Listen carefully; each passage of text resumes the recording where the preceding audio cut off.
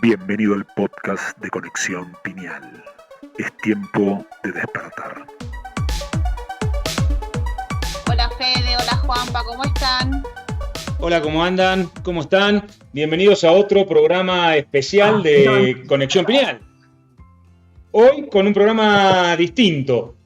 Hola a todos, pero ¿cómo anda Leo? ¿Cómo anda Juanpa? Hola a todos los que nos ven en vivo, nos escuchan las repeticiones, o por el podcast, o por cualquier otro lugar donde vuelve a salir todo esto. Un gusto poder estar acá. Vamos a hablar de la historia que no conocemos. Vamos a plantear algunas cosas y ver si hay algunas respuestas, o más bien si es más un preguntarnos a nosotros a ver qué nos resuena de todo esto de lo que vamos a hablar. Que inclusive probablemente esto pase a formar parte de un taller más adelante. No pretendemos traer ninguna explicación. Esta vez las preguntas quizá las vamos a plantear nosotros, y es un poco preguntas que no son nuevas para nosotros, que nos venimos haciendo hace mucho tiempo y que quizás sea el momento de empezar a hacérselas entre todos, ¿no? Quizás sea el momento de empezar a hacernos esas preguntas. Así totalmente. que... Mira, yo voy a contar un poco, no sé si vos te acordás, Juanpa, pero esto en nosotros por lo menos empezó a resonar hace muchos años. Yo me acuerdo acá en Salta, mirá vos, cuando éramos muchos más jóvenes, sí, y vivíamos acá porque nuestros padres se habían movido por trabajo, en los años 70 estoy hablando, se dio en los cines. En los cines, ¿no? La ¿no? fuimos a ver de chiquitos. Claro, que no fuimos nosotros, fueron nuestros padres, pero me acuerdo que... Pero nosotros fuimos también. O capaz fuimos, sí, no me acuerdo. Vos no te acordás porque vos éramos bien chiquitos, y fue, nuestros viejos vivían solos, y nos llevaron al cine porque no nos podían dejar, y éramos bien chicos cuando fuimos a ver la película. Yo me acuerdo que fuimos al cine ópera, es más, te puedo decir. Al cine ópera, eso me acuerdo que era el cine ópera. Y la película era la película basada en el libro del escritor holandés Eric von Daniken, que era Carruaje de los Dioses, que fue un libro que salió a finales de los años 60, para los occidentales esto sobre todo, ¿no?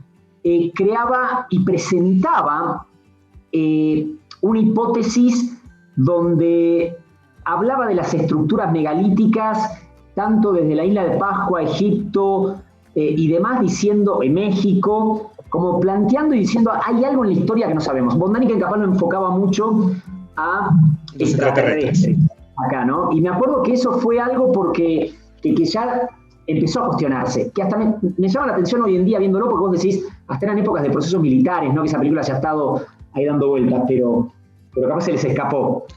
Estamos hablando de algo finales de los 60, que se estaba hablando de preguntas que se planteaban y que a veces fue pasando el tiempo y creo que la gran mayoría de la sociedad se las fue olvidando o no se las hizo más. Pero, viste, vos preguntas, y ahora vamos a ir viendo parte de todo eso, pero decís, hay construcciones que todavía no explicamos cómo se hacen. Hay una historia, como la historia en América, ¿no? Que la historia oficial sigue hablando de 14.000 años, cuando hay pruebas científicas, arqueológicas, de mucho más, y como que no nos hacemos esas preguntas, como si hubiera un hechizo, por decirlo, ¿no? De una manera así especial, que hace que nos distraigamos con otras cosas y nunca nos preguntemos eso y pensemos que la historia realmente tiene tan pocos años como la estudiamos.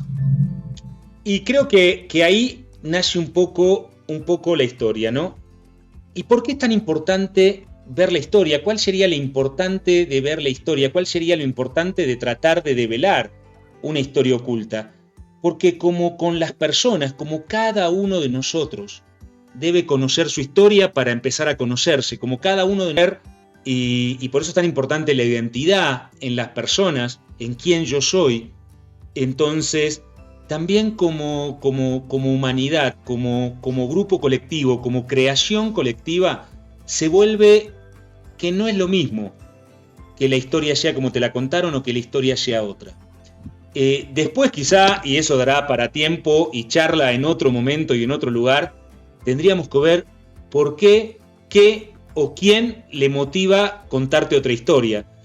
Hoy la idea no es meternos en por qué, quién o por qué te quieren contar otra historia, nos quieren contar otra historia, por qué nos hemos contado otra historia cuando los mismos descubrimientos arqueológicos, y como vamos a ir viendo ahora, no son de recién, no son que los descubrieron la semana pasada y entonces alguien dice, bueno, es que no lo sabían.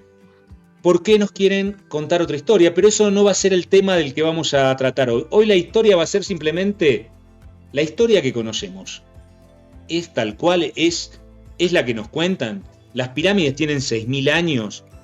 Los humanos algo así como 190.000, pero solamente como máximo unos 9.000 años de civilización. ¿O la historia es un poco más antigua de lo que nos han contado?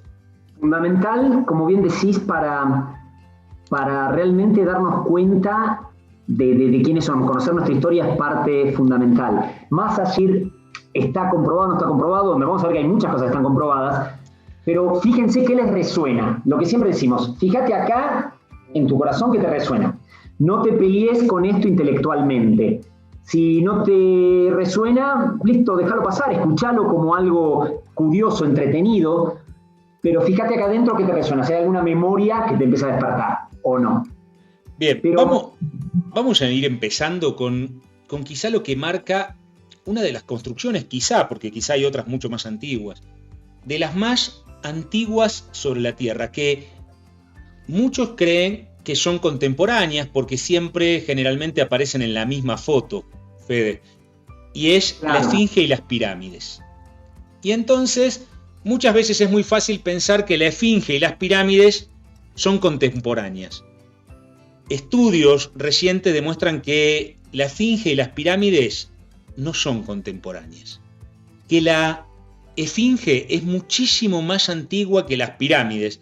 Claramente hizo el faraón Kufur o Keops, sino que él justamente en la estela de Kufur, él relata que frente a la gran pirámide, que él se la encuentra, donde él encuentra la gran pirámide y donde la Esfinge permanecía enterrada y después se desentierra la Esfinge. Una de las principales cosas interesantes, y que sí, quizá es un descubrimiento, pero que ya lleva unos 30 años, es la erosión de la Esfinge, ¿no? La erosión de la Esfinge, exactamente. Esto en los años 90, principios de los años 90, fue un doctor en geología, es también doctor en astro...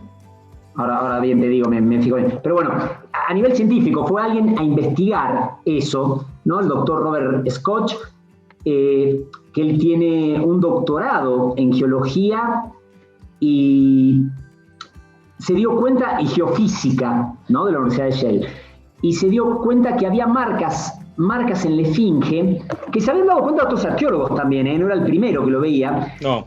Que era erosión de agua, no de viento, porque primero se decía que era de viento únicamente. Y se empezaron a dar cuenta que diciendo, no, ahí hubo fuerte erosión de agua. Imagínense, para que en una roca, en una construcción tan grande, haya grandes marcas de agua, es que tuvo que haber sido por un largo tiempo. Y cuando se tiene entendido que el desierto del Sahara, donde se encuentra la Esfinge, ha estado superárida en los últimos 5.000 años, cuando se dice que la Esfinge, la oficial es que tenga unos 3.000 años antes de Cristo, o sea, unos 5.000 años aproximadamente. O sea, que ya ahí no cerraban los números. Ahí como que había ya una discordancia importante. Y hay un tema muy especial con respecto a la erosión, porque ¿qué es lo que se descubre sobre todo los costados? Hay que entender que la Esfinge estuvo enterrada hasta en la época de los faraones, que después la desentierran y descubren que tiene una forma de león. La Esfinge no tenía la cara que hoy tiene. La Esfinge era una leona, en realidad, más que un león. Era una leona que apunta directamente al este, a donde sale el sol. Y es un león que tenía cara de león, que después sí un faraón reforma la cara de la Esfinge, la cara de la leona, y termina siendo la cara del faraón, que después el general francés le rompe la nariz y toda esa historia. Pero en los costados de la Esfinge hay erosión por agua. Y uno dice, ¿y esto cuál es la importancia? Esto marca un poco la antigüedad que tendría la Esfinge. Una erosión con agua que no presentan las pirámides, lo que habla que las pirámides, si bien son muy antiguas y no son de Kefren o de Kufur, no recibieron erosión por agua. Y la Esfinge tiene erosión por viento, de los hace más de 10.000 años, que es un desierto el lugar donde se encuentra, pero tiene marcas de erosión por agua. Los egipcios, en este punto es importante que chequeemos esto, los egipcios daban mucha importancia a lo que hoy podemos llamar la precisión de los equinoccios, pero a veces uno no logra entender bien qué es la precisión de los equinoccios. Cuando el sol sale, sobre todo el día del solsticio, a la mañana, a una constelación que gira, la precisión de los equinoccios gira en sentido contrario que el horóscopo, por el eje de la Tierra, y depende el sol, la constelación que está detrás del sol, en el momento es la era. 360 grados, dividido por 12 constelaciones, nos está dando más o menos así como 30 grados de giro del sol. 30 grados, para que podamos entender de qué hablamos cuando decimos 30 grados. 30 grados de giro del sol nos da algo así como 2000. Hay una gran discusión en cuántos años. ¿Por qué principalmente? Porque cada constelación no dura lo mismo. Pasa lo mismo, Fede, que con las constelaciones astronómicas o astrológicas, que todas duran el mismo tiempo, que el 21 cambia de constelación. Bueno, exactamente pasa lo mismo con las constelaciones en la precisión de los equinoccios. No todas las constelaciones duran lo mismo. A mucha gente, y por distintos motivos, le gusta decir que ya entramos a la era de Acuario. La verdad es que estamos en el grado 27 de la era de Piscis. Y todavía no pasamos a Acuario. No, y más allá de eso, también comprender que las eras, ¿no? Cada constelación, estamos hablando de más de 2000 años. Más. No es que. Y depende de la constelación. En diciembre entramos, no es que ya estás ahí. Es un proceso astronómico, ¿no? Que dura miles de años, o sea que es importante. Faltan más o menos unos 260 años para que el Sol, en la mañana del solsticio de primavera, solsticio de invierno, en la mañana del solsticio de invierno salga por delante de Acuario.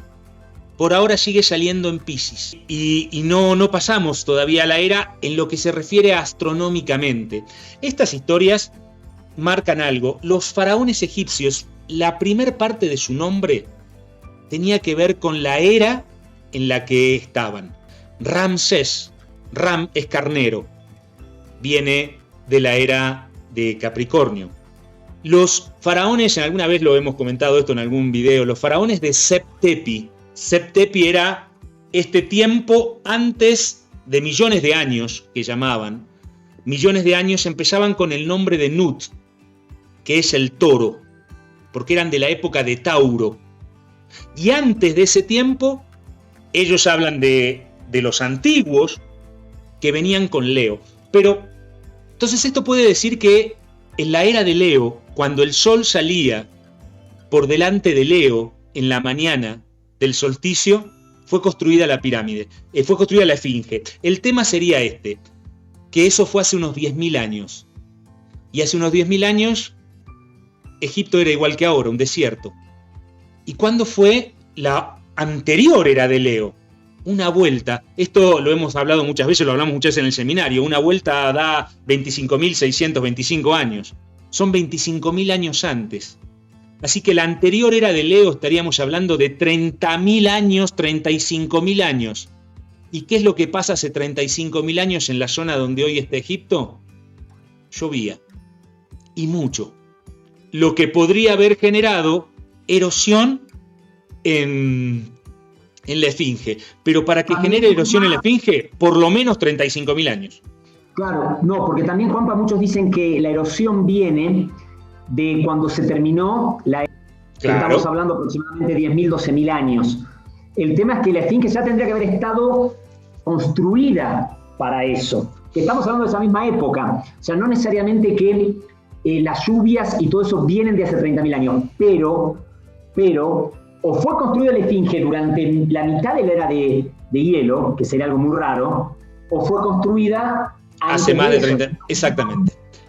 Que tiene más de 30.000 años, ¿no?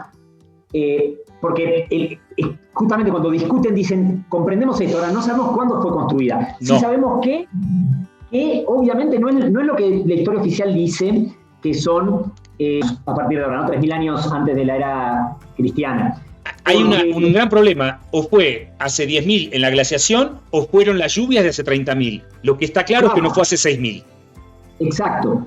Y esto cuando fue presentado, cuando Robert Schoch habló de esto, generó obviamente en el mundo científico grandes críticas y grandes cuestionamientos, porque lo que le decían los otros arqueólogos y los egiptólogos que defienden mucho todo el tema de los faraones y demás, decían, bueno, ¿y dónde están las otras pruebas? O sea, ¿qué? ¿Dónde están las pruebas de la civilización? O sea, tenés una esfinge nada más, basado en cálculos de que está erosionado, pero no tenés nada más alrededor. Y hay que comprender que también, ¿no? Pero... De hecho, por estelas y por las culturas, esto era...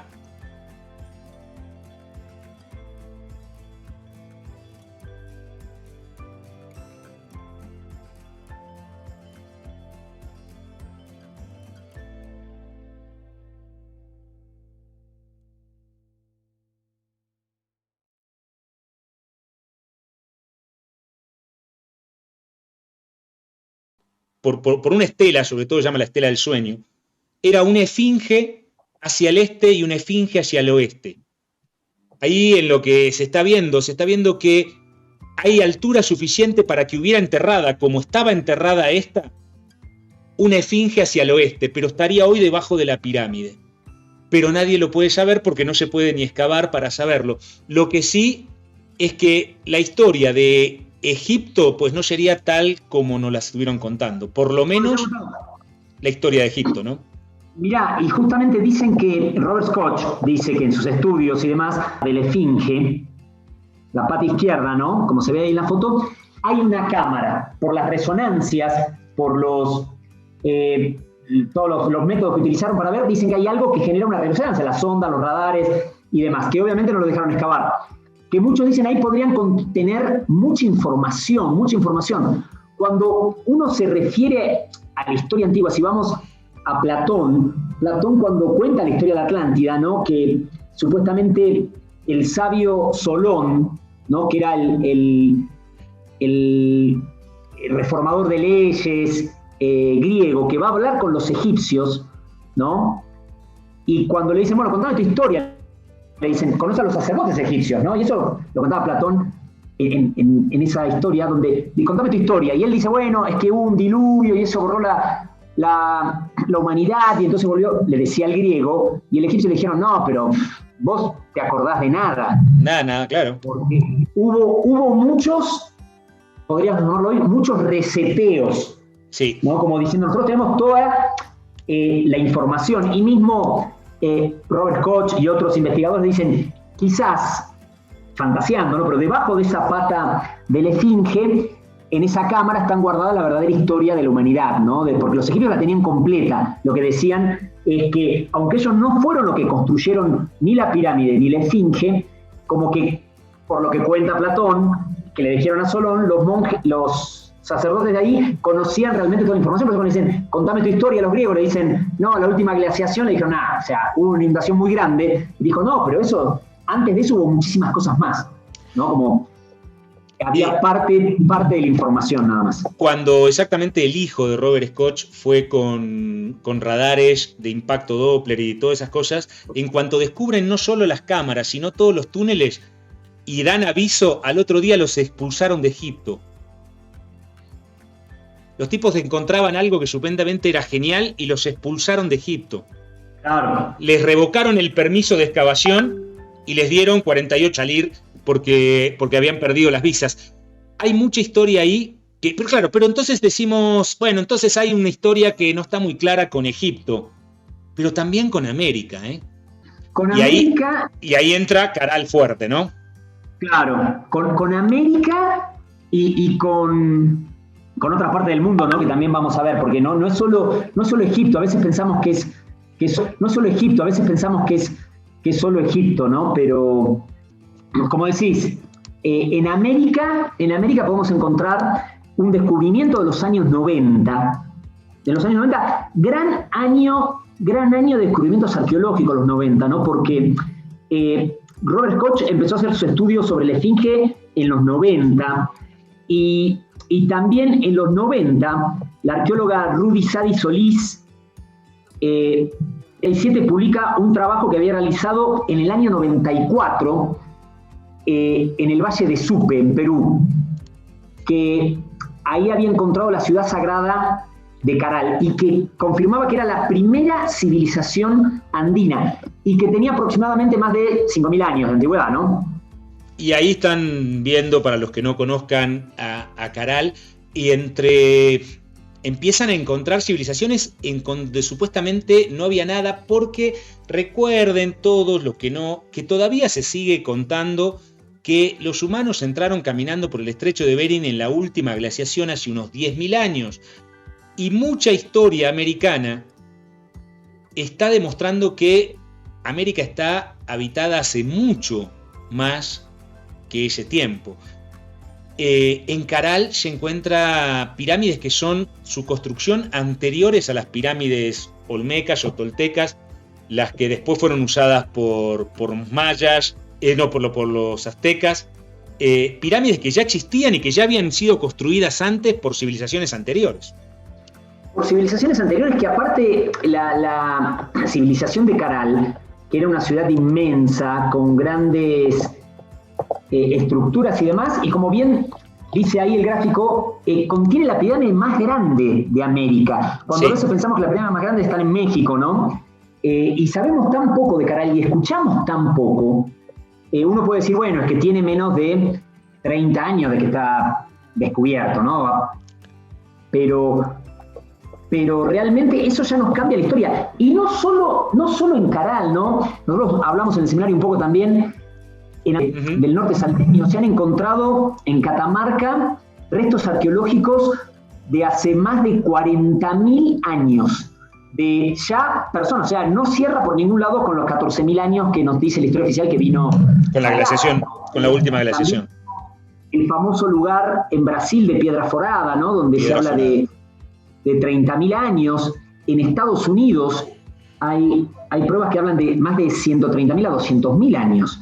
O sea que obviamente hubo civilizaciones anteriores. Volviendo a Robert Koch rápidamente, que él fue muy criticado y vapuleado, un poco se tuvieron que callar la boca todos los arqueólogos que le tiraban la bomba, cuando en los años 90 también un arqueólogo alemán encontró en el sur de Turquía Göbekli Tepe.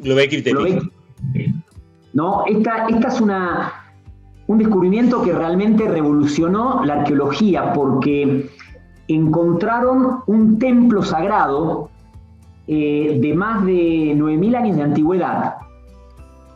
Un templo que estuvo, podemos decir, actuando, funcionando por más de 1.000 años. Y fue enterrado voluntariamente, lo que todavía no se explica, y se ha nada más que destapado, porque está enterrado, destapado un 5% de eso. Y ya, para que nos demos una idea, un 5%, lo que se ve ahora es, si agarráramos Stone Age, ubican Stone Age ahí en Gran Bretaña, el Reino Unido, Göbekli Tepe, lo que está destapado es 20 veces Stone Age. Y es nada más que el 5% de eso, es increíble. O sea, lo que hay ahí, ¿no? ¿Por qué estaban esos templos? ¿Para qué servía? Tiene pilares de más de 5 metros de alto grabados a mano. Y en estos lugares empiezan a hablar de una historia que no conocíamos. Ni siquiera meternos en que no las contaron, que quizá no la conocíamos, quizá habíamos perdido la memoria, quizá por el tiempo, por la frecuencia que estábamos atravesando, hemos perdido la memoria de una historia que quizá no recordamos. En el mismo Caral se encuentra un objeto que se le llama la Fuente Magna. Personas que conocen esto, es una fuente grabada de una piedra muy especial y muy dura de grabar, pero algunas personas logran detectar escritura cuneiforme en este lugar en Caral, que eso nos remonta a otro gran lugar que habla de antigüedades, que es la Mesopotamia, el que hoy es Irán-Irak, ¿no?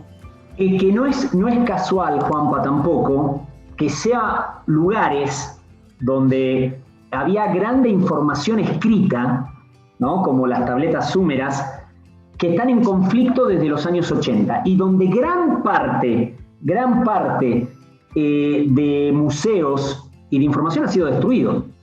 Claro. ¿No? Y sobre todo en el último tiempo en la guerra en Irak y en Irán, donde se han destruido directamente información muy valiosa y muy antigua que hablaba de una historia distinta a la que contamos en todos lados.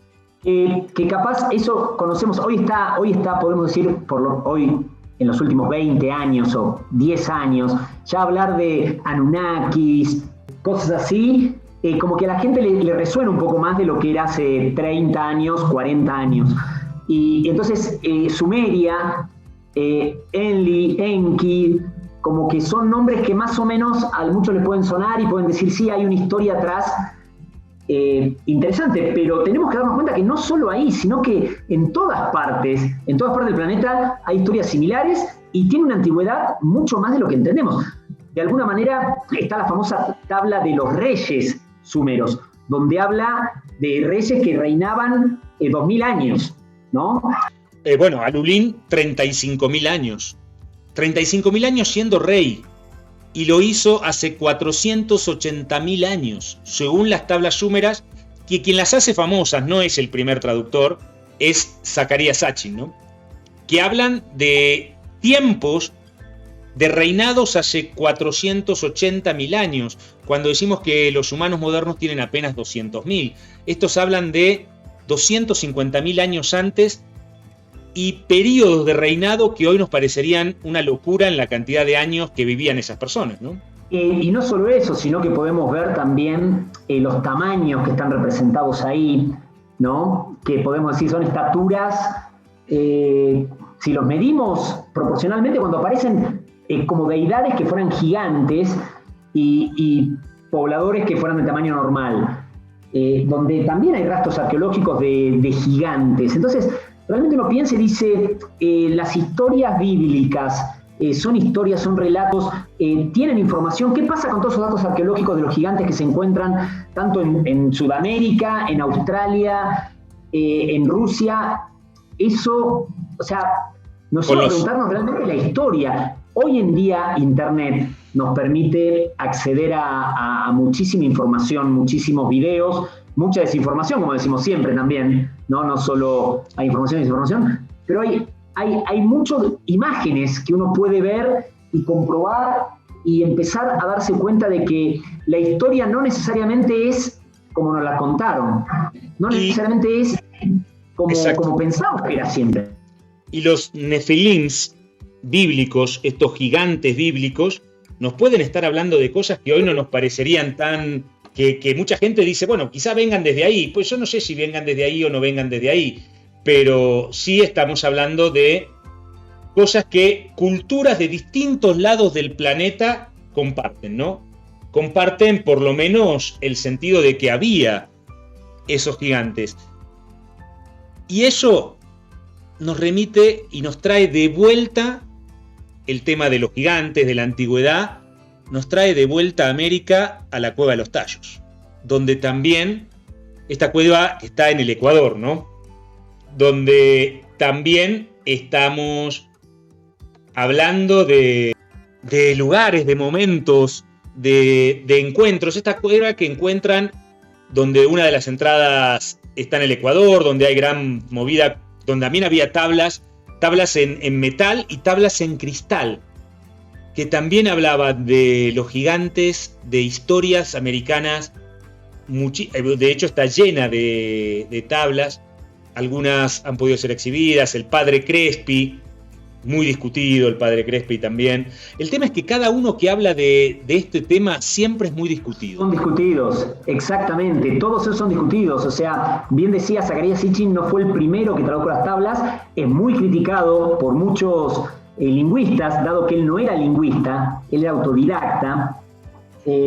Pero vos decís, claro, también Robert Koch era muy discutido, también todos los investigadores, y como el padre de la Cueva de los Tallos también, diciendo eso es trucho, no es certero, pero hay esas tablas construidas con materiales que no se entendían cómo podían estar ahí. Toda la información que se ha sacado en la Cueva de los Tallos, ¿no? Que es impresionante, con un lenguaje que no era conocido, ¿no? Fue de alguna manera descifrado, pero información que realmente al 100% capaz en estos momentos no la podemos lograr. Hay una gran teoría que presenta no solo Robert Koch, sino que presenta otro gran investigador, Graham Hancock, que acaba de sacar un libro antes de América, ¿no? American Before se llama, lo sacó hace menos de un año, donde plantean ellos que, cada uno por su lado, cada uno por su libro, que hubo como un reseteo en la humanidad, donde lo atribuyen principalmente a una gran tormenta solar. Por eso mismo Hancock lo compara toda esta historia con la historia que cuenta Platón sobre la Atlántida, que contaban que la Atlántida se cayó porque eran seres soberbios, seres que tenían poder y tecnología muy avanzada, pero la soberbia les ganó, y entonces únicamente habían quedado gente que tenía contacto con la naturaleza y todo eso. Y Hancock, rápidamente, lo cuento esto ahí en su libro, plantea toda esta historia de América, cómo todavía hay un montón de lugares de una antigüedad que no se conocen, y dice, imagínense que mañana viniera una tormenta solar inmensa y realmente acabara con toda la tecnología. ¿Quiénes creen que sobrevivirían? ¿El que vive en un edificio, en una gran ciudad, o el que vive en el campo cultivando? ¿Y cómo va a ver la persona del campo que cultiva a uno que vive en una gran ciudad? Un tipo que maneja mucha tecnología, pero que es un soberbio, que es un agrandado, y hasta que, de alguna manera, con grandes conocimientos, pero que lo menosprecia. O sea, obviamente es mucho más amplio, ¿no? Todo ese planteo, pero podemos decir que hay partes de la historia como que están perdidas, ¿no? Y como que capaz hubo un reseteo en algún momento por una gran inundación, por una gran tormenta solar, por lo que sea. Sí, tradiciones andinas en realidad hablan de 3 y hasta de 4 en algunos lugares. Cuando el gran diluvio andino, que es cíclico y que sucede cada tanto, y este reseteo, volver a empezar. Algunas culturas hablan de 6 civilizaciones, de 7 civilizaciones, más allá de que todos podamos encontrar o conocer y hablar en algún punto de quizá, no sé, de la Atlántida, o hasta alguien se podría adelantar y hablar hasta quizá de Mu, pero hablan de otras civilizaciones más antiguas que ellas, que quizá no tenemos ni registros. En tradiciones andinas se hablan hasta de 6 civilizaciones. Estaríamos entrando, y que sería parte de la 6ª para entrar a la 7ª. Estamos hablando de una historia que quizá empezamos a descubrir, y alguien puede decir, pero es que no se sabía. Bueno, de hecho se quema la biblioteca de Alejandría, donde supuestamente estaba el relato de todas estas cosas antiguas, y cientos de códices americanos donde había esta información, como en la Cueva de los Tallos, donde se guardan, se esconden, donde hay más de 3.000 tablas de metal y otras de cristal, donde hay tablas con información grabadas en cristal, cosas que hoy serían hasta difíciles de hacer. Entonces, estamos hablando de cosas que quizá no conocemos, como por ejemplo, también cuando en la zona de Tiahuanaco se descubre, se destapa, se interpreta Pumapunku, ¿no? Que ya trajo todo un gran problema Tiahuanaco, cuando a principios del siglo pasado algunos investigadores le daban 18.000 años de antigüedad, lo cual sería 4.000 años antes que el primer hombre entrara por Alaska. Y Pumapunku habla de un puerto que se encuentra a casi hoy unos 20 kilómetros del lago Titicaca, y que el lago Titicaca se encontraba a las orillas de Pumapcuncu, donde tiene sus escolleras y sus rompeolas, hace más de 20.000 años. Y están hablando de tiempos distintos, ¿no? Totalmente, y uno puede decir, y muchas personas te podrán decir, arqueólogos y demás, dicen, bueno, sí, ya la historia del Estrecho de Bering es sabida que no es así. No, claro. Pero el problema es que se sigue enseñando así, ¿no? Porque no es que dijeron, como 100.000 cosas en la historia que se van cambiando, ¿no?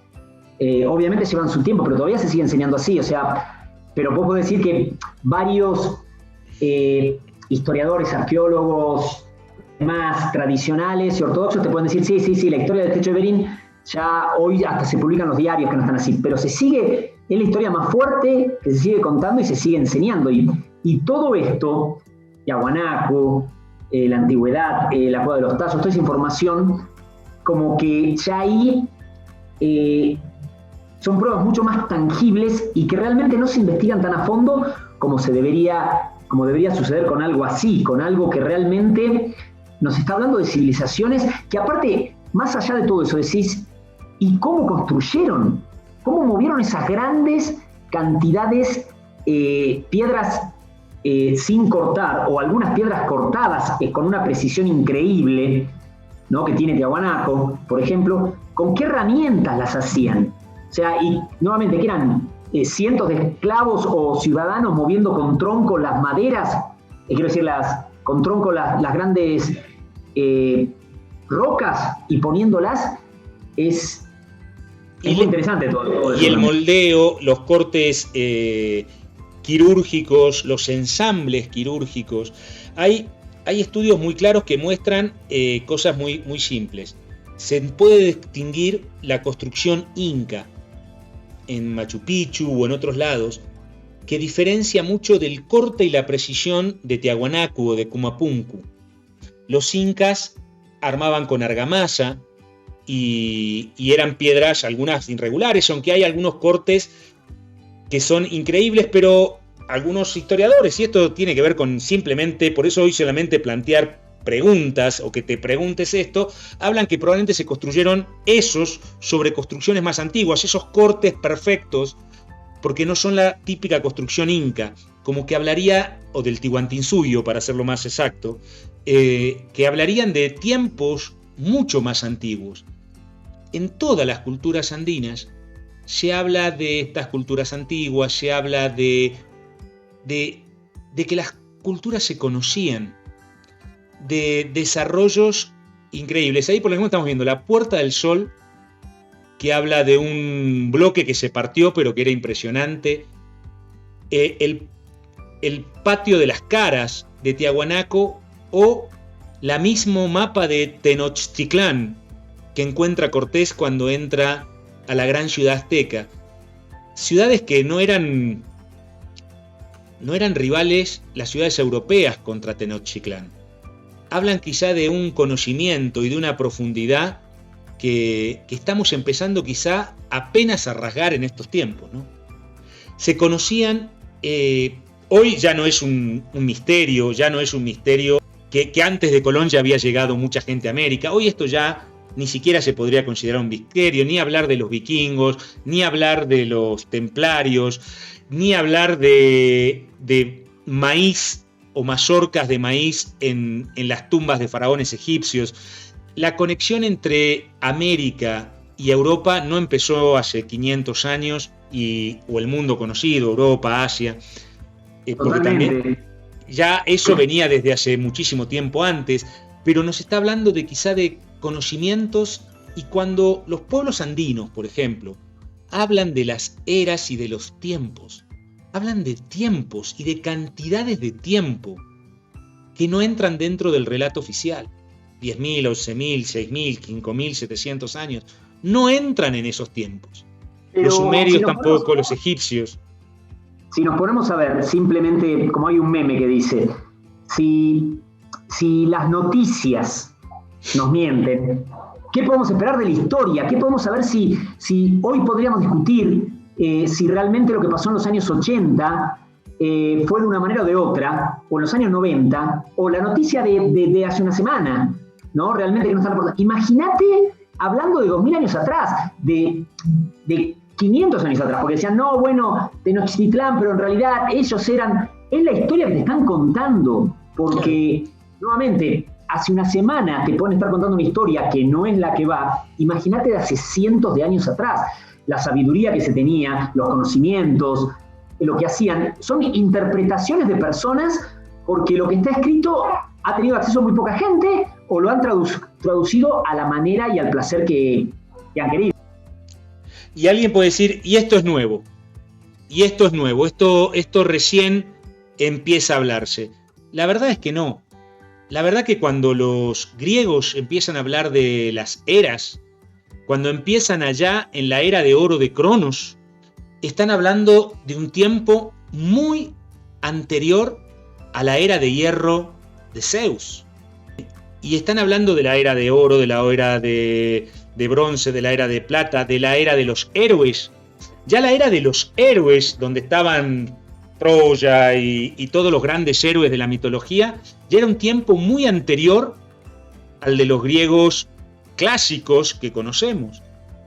Esa era la era de hierro que estamos terminando en estos tiempos, más o menos unos 5000 años por cada era. Los andinos hablan de tiempos y de mundos, como hablan en las cuatro esquinas los Hopis, de mundos, de que este sería el sexto mundo, pero que tiene que ver también con el sentido de las eras. O sea, no es que esta información no quedó en ningún lado, esta información quedó en muchos pueblos. Lo mismo si alguien puede ver y entender en muchos textos religiosos donde también hablan de tiempos muy anteriores y de conceptos muy anteriores.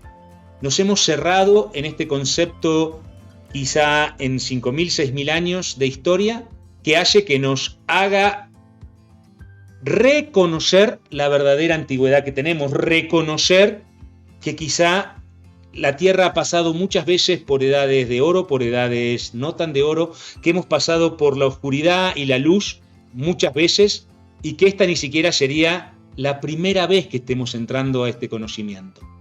Pero mira, yo creo que esto nos lleva un poco, lo que decís, a la frase de Winston Churchill, ¿no? Que a veces el hombre tropieza con la verdad, pero la gran mayoría se levanta y sigue caminando como si nada. Porque nos pasa eso, ¿no? Ah, bueno, sí, claro, pero a ver quién juega este fin de semana, o qué van a dar en la tele, o qué va a pasar con esto. Que cada uno tiene la elección de hacer lo que sea, pero a veces todo esto a mí personalmente me parece tan maravilloso, y no solo a mí, porque hay cientos de autores que escriben sobre esto, y miles de personas o millones que consumen esto, o sea que creo que es muy interesante poder comentarlo y que cada uno vaya haciendo su investigación y vaya viendo qué le resuena y qué no le resuena, que vaya escuchando a los sabios de pueblos originarios también que hablan al respecto, conocer un poco su historia, y de a poco ir dilucidando y despertando esas memorias que están en nosotros seguro y que más de uno seguramente puede empezar a recordar, ¿no? Aunque no sea con exactitud, pero sentir que es infinito, ¿no? Y ese sería el principal sentido de buscar todas estas cosas.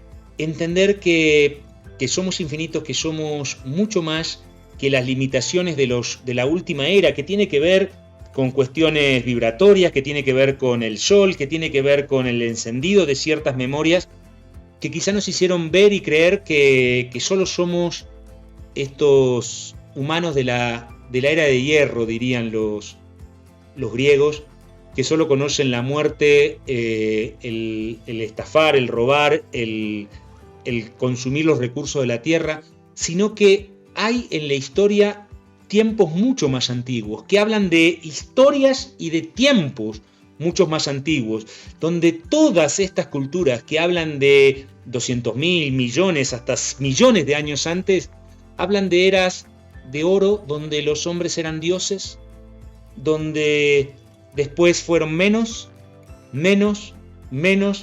pero que cada vez que nos volvemos más de hierro, inmediatamente después nos volvemos de oro. Y y si esto lo que podría ser el darnos cuenta de que el primer humano no salió de las cavernas y dejó de cazar hace 10.000 años, pero como fuimos tan geniales y construimos cosas tan geniales como las pirámides de Bosnia hace 30.000 años, y después vivíamos casi en desastre como en la Edad Media. Y claro, y porque eso es entender los ciclos, la luz, la frecuencia, la onda alta, la onda baja, y comprender que después de una onda baja viene una onda alta, pero que como en el origen y en la esencia somos mucho más importantes que esos, y eso nos puede dar una nueva interpretación, o por lo menos empezar a preguntarnos ¿de dónde viene todo esto? ¿Que es todo delirio de algunos investigadores? Donde nuevamente son investigadores hasta que realizan pruebas científicas, o sea, no es que van y dicen que no estoy quitando validad, pero dicen yo recuerdo que acá vivía yo en tiempos anteriores. Entonces, porque yo lo recuerdo, así era, ¿no? Sino que realmente hasta hay comprobaciones, estudios y demás, pero y que en muchos lugares ni siquiera se permite, como el caso de Egipto, ni siquiera se permite seguir excavando en ciertos lugares, en ciertos puntos que podrían esclarecer mucho un poco la historia. Pero creo que es nada más comprender que es mucho más de lo que entendemos y que no estamos acá en este planeta, en esta vida, en esta experiencia de vida, únicamente para ir a trabajar de lunes a viernes, para pagar cuentas, para casarnos, tener hijos, nietos y después disfrutar de la vejez, sino que es mucho más importante todo esto, es mucho más trascendente, es mucho más profundo. Entonces, quien lo vaya sintiendo nuevamente, quien lo vaya sintiendo, que lo vaya investigando, que vaya viendo por dónde le va resonando, pero que no se pelee, si no le interesa, dice, están todos locos, me doy media vuelta y me voy a lo que me interesa, ¿no? Pero la armonía tendría que reinar en todo esto, porque lo que nos pasa con esto es que a veces nos toca fibras y la gente se pone loca, ¿no? Es como los tierraplanistas. ¿Te interesa o no te interesa la tierra planista? El tema a la gente lo pone loca, los que están a favor y los que están en contra, ¿no? Y ¡pum! Se ponen como locos. Es decir, aceptá tu punto, defendelo y sin ponerte loco, ¿no? Entonces, creo que por ese lado tendría que ir. Sí, solo para explicar lo que estuvimos mostrando, que simplemente recién era también tratar de mostrar cosas que no cuadran con la historia oficial y que nos estarían explicando otras cosas. Recién lo que estábamos mostrando era el mapa de Piris Reis. El mapa de Piris Reis es un cartógrafo otomano que muestra América, y muestra América completa hasta parte de la Antártida, la península antártica en el mapa de Piris Reis. El tema del mapa de Piris Reis es que relata ser una copia de un mapa más antiguo del 890 de la Égida, porque es otomano. Entonces muchas veces también hay que aclarar, porque la gente se vuelve loco, porque dice, el mapa de Piris Reis es del 890 y entonces es de 800 años antes que Colón. La verdad es que no, porque lo que dice es que es copia de un mapa del año 890, pero al ser otomano es musulmán. Entonces está hablando del 890 de la Égida. Hay que sumarle unos 600 años, un poquito menos. Entonces nos estaría dando que sí, el mapa ese al cual hace referencia, que es copia el mapa de Piris Reis, es más o menos unos 50 años antes de 1492. Pero en 1513, como está fechado el mapa de Piris Reis, apenas se conocía México. Apenas se conocía México, ni hablar toda Sudamérica y mucho menos la Antártida. Está hablando todo esto, que es lo único que queremos empujarte a preguntarte, porque nosotros también lo hacemos, somos mucho más antiguos.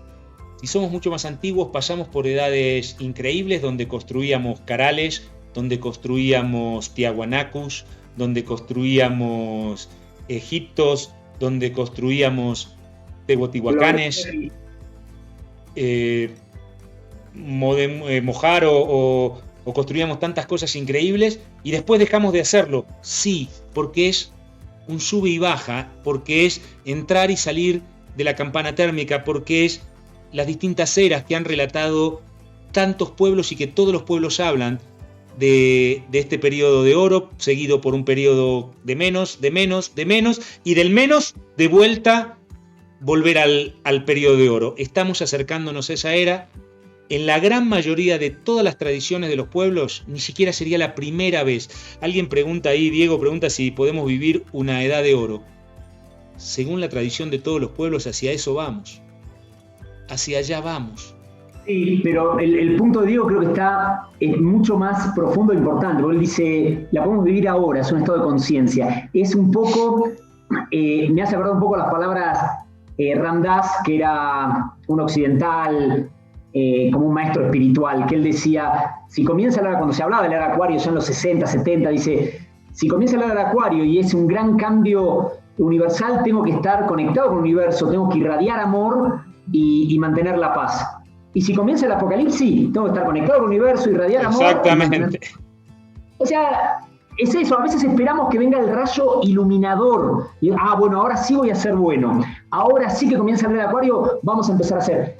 Empezá a vivirlo ahora, empezá a hacerlo ahora, ¿no? O sea, como dice Diego ahí, la edad de oro, y la podemos vivir ahora. Sí, claro, hay que empezar a hacerlo. Es un proceso que nos puede costar, que puede ser seguro. Es ser cabeza de león y no cola de ratón. O sea, es estar en la punta.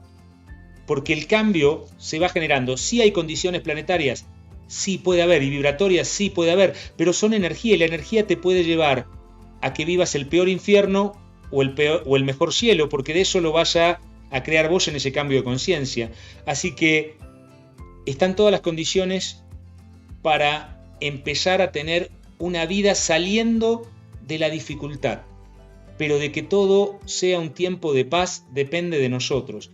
La idea que queríamos traer es, mira, ahí están todas las condiciones, pero va a depender de vos, como en todos los tiempos, porque el tiempo no te va a cambiar, solamente que es un ciclo y pues querés estar en la punta, porque como te decíamos al principio, astronómicamente la era cambia dentro de 250 años. Ninguno de los que está acá escuchando va a estar.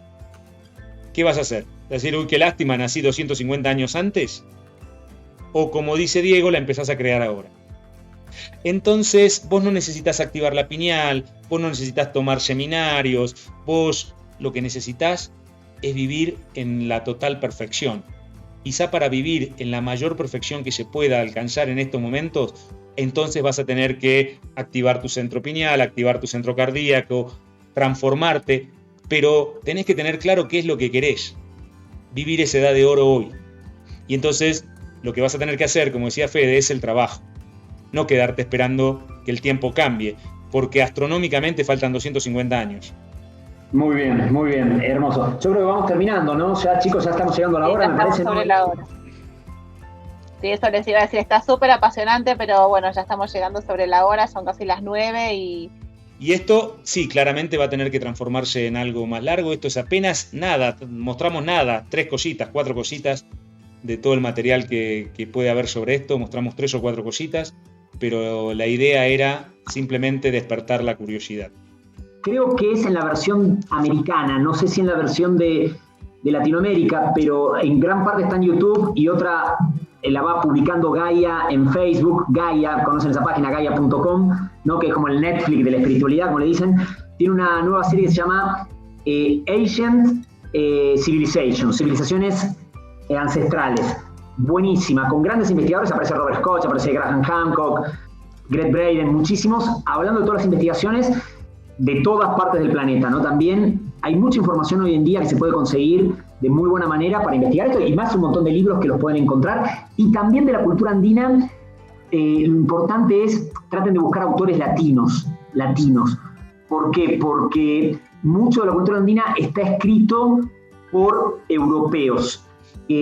Como bien decía Carlos Mila, un gran arquitecto peruano, ellos ni siquiera comprenden la astrología sudamericana, porque seguían por la estrella polar. La estrella polar, ¿no? Y nosotros acá en Sudamérica por la Cruz del Sur. Y por eso, en eso, yo creo que es bueno para todo lo que sea sabiduría andina buscar autores sudamericanos que comprenden mucho más, que los primeros que empezaron fueron occidentales a tratar de dilucidar todo eso. Hicieron grandes trabajos, pero también en algunas cosas le pifiaron, ¿no?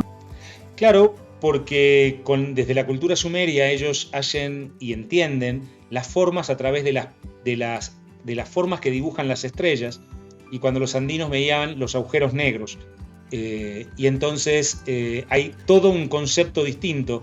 Las constelaciones andinas no están formadas por las estrellas, están formadas por los espacios negros, y toda la cultura del hemisferio norte está bajada por las constelaciones que vienen de los sumerios, sobre todo la europea, por supuesto no el norte de América, que sí entendían y veían a la estrella polar, que igualmente no es la misma estrella polar de ahora, porque esa estrella Polaris se vuelve la estrella polar hace 2000 años. Porque hace 2000 años era otra la estrella polar y era otra la que las regía, y que muchas culturas del norte de América siguen rigiendo sus procesos por esa estrella, porque la que estaba quieta en el cielo hace más de 2000 años no era Polaris, era otra. Por eso hay que leer autores de los lugares para comprender ese juego, ¿no? Totalmente. Así que Génesis de la cultura andina de Carlos Milla, muy recomendable para eso. Pero bueno, ya estamos en el momento, ¿no, Elio? Para ir cerrando. Bien. Bueno, vamos despidiéndonos entonces y recordando. Nos vemos hasta el próximo Nos vemos la encuentro. semana que viene. Bye. Ever get that flick song? Call your babe. Shit, man. Forgot what to say. Anyways.